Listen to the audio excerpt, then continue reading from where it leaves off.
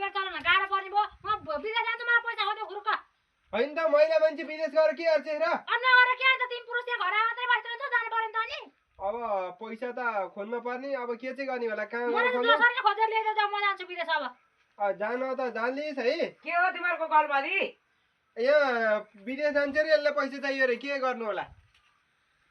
विदेश नगए नछोनी त अनि के अन्त तपाईँको छोराको ताली आयो अब कमाउनु परेन पैसा अलिअलि जम्मा गरेर लानु परेन अब पैसा अलिअलि भएको भने त्यो बन्दुक मित भाउ कहाँ हो अरू कहाँ छैन जाओ त माएर लिएर ल जाउँ त जाउँ ए बन्दै मित भाउ किन अब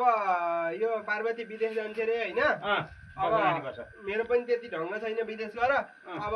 2 लाख रुपियाँ जति दाम देऊ न विदेश गएपछि यसले कमाउँछ अनि तिरिहालौँ होला नि ए नानी विदेश किन जानु पर्यो दुःख छ विदेश किन जान्छौ विदेश बेकार अनावश्यक दुःख गरेर घरैमा गर न यसको बालबच्चाको बिजोग हुन्छ तिमी विदेश गएपछि यसले के गर्नु यो धेरै सोझो छ यसलाई हेरी चतुरीले छट्याएको छट्या गरिदिन्छ तिमी विदेश गएपछि यसको बिजोग भएन भने अनि के अन्त यहाँ बसेर गरौँ भने केही छैन बन्दुक मित अब विदेशै जानु पर्यो एकचोटिलाई तिमीहरू विदेशै जाने अब तिमीहरूलाई त्यस्तै रहर छ भने पैसा त म हालिदिन्छु हेर्छु होइन अब तेरो बुढीले विदेशमा गएर कमाए त तिर्लाई नतिरे के गर्छ सब त्यसको चाहिँ जिम्मेवारी है म त त्यसै चाहिँ पैसा लगानी गर्न सक्दिनँ नि 100 कडा कतिले तिर्नुपर्छ 100 कडा 20 को हो मेरो त 1 लाखको 20,000 हुन्छ आउँदा 2 लाख लसुने 40,000 पैसा तिर्नुपर्छ ब्याज पनि ल त्यसो भए देऊ नि त गन ल दिनुपर्ने हो अब दिनु पर्यो नि अब के अन्त ल यहाँ 1 लाखको बिटो छ यहाँ अर्को लाखको बिटो छ ल 2 लाख छ ल राम्रोसँग भने बेला पैसा ल्याइदिए आउने फेरि त्यो भइहाल्छ नि ढुक्क भएर बस्नु तपाईँ ल ल अब यहाँ धेरै बलबदी गरेर के गर्नु ल जा पैसा चाहिँ भने बेला आउँछ है जुत्री ल ल ल ल बुढो पैसा भइहाल्यो अब तिमी मेन पाएर मलाई बुझेर आउँछौ अब जसरी विदेश जानु पर्यो नि र मेन पावर पैसा तिरेर आउने अनि परेन त ल म गएँ है त ल जाऊ छिटो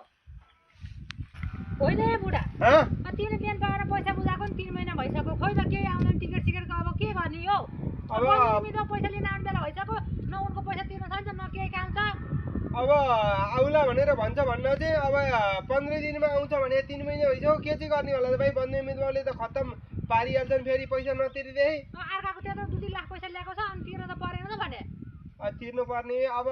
तै पनि म एकपल्ट मेन पावरमा फोन गरेर बुझ्छु नि त है त फोन गरेर बुझ राम्रोसँग अब ल ल ल होइन झुत्रिया बुढाबुढी हो तिमीहरू त के घर खानासु गरेर बसिजाऊ के हो घर नबसेर कहाँ कस्तो घर नबसेर भने तैँले बुढीले विदेश पठाउँछु भनेर पैसा ल्याएको 3 महिना भन भने 3 महिना बसेको बुढी विदेश गएको होइन मेरो पैसा चाहिँ के तिर्छ 3 महिना होइन 4 महिना ला होइन भिसा आएको छैन भिसा आदि गइहाल्छ तेरो भिसा कहिले आउँछ मेरो पैसा डुबाउन खोजे हेर यहाँ झुत्रे होइन हेर नानी तिमी विदेश जाने भनेर यसलाई पठाएको पैसा तिमी सहित आइदेऊ यहाँ सुन मलाई चाहिँ तिमीहरूले त्यो 2 लाख रुपियाँ पैसा तिरेनौ भने तिमीहरूको त्यो तल्लो खण्ड खेत पास गरेर लिन सकिन्छ भने म पनि बन्दुक हेर्ने धेरै